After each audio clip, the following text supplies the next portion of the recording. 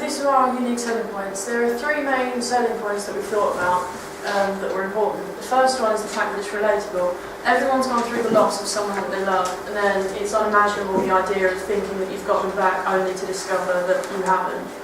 And then the other idea is with every cinema ticket you buy, you've got a free drink on location, which means that the audience can go and experience it for themselves because it's filmed at a real pub.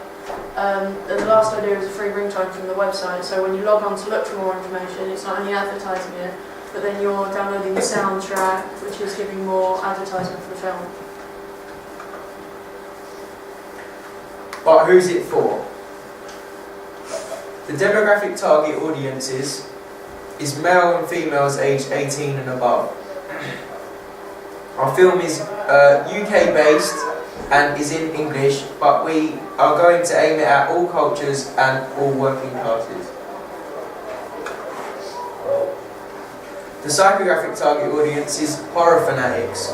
Targeting horror fanatics will hopefully create a buzz or hype over our film, which will obviously help promote it in the horror genre. Also, we are aiming it at movie lovers and educated people, as the movie has a little thinking involved when watching it. Also does the trailer. Okay, so I've already spoke about the actor's permission and the slips that you've got there, but you've also got a location release agreement as well. I hope you should do. This just basically goes through here. The location that we're actually doing it in, Woodman Pub Garden, is where most of the film will be done.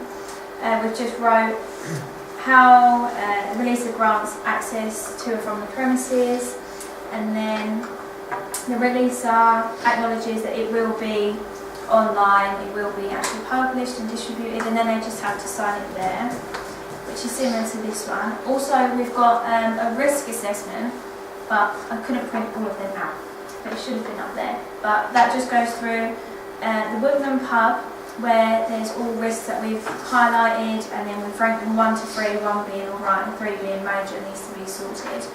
We've also done a possible playground as well, where one of the swings was a bit broken, so we had to put that down as a risk assessment. But that's all filed away and should be on our website for you to see.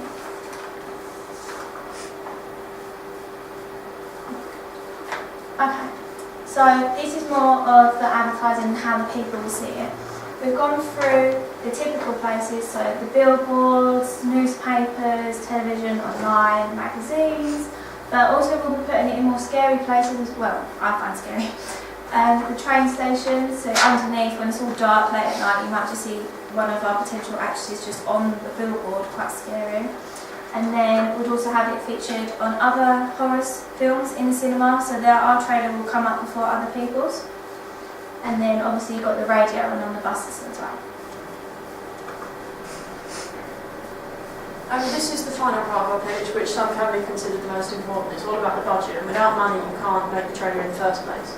We've broken it down into the main components. You've got £120 for camera and storage of all the filming that you've done, £500 for advertising, which will include stuff like billboards, £20 for transportation, we'll need that for petrol to transport the actors between sets, £100 for electricity, which will be needed for lighting, charging up the camera, computers, the editing, £20 for costumes. A lot of the costumes are provided by the actors, they'll all be wearing their own clothes, but there's just extra bits and pieces.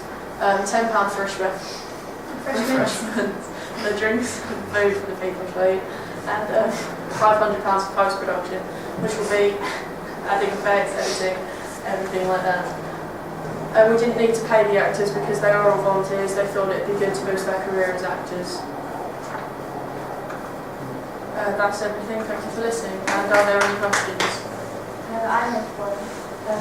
How are you going to show the horror genre through a trailer that's making it clear to the audience what genre it is? We use things like dark lighting, which in mainly in horror films, that's a good indicator it's a horror film. Scary sounds, the use of villains and victims.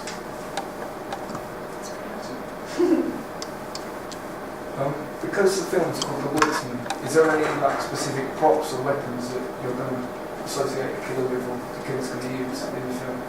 Due to the fact that the pub's right behind a wood, they've got a chopping station where they cut up firewood for the fire in the pub. So we're going to use that, and then all the signs that point directions to the weapon we can use to signify approaching danger.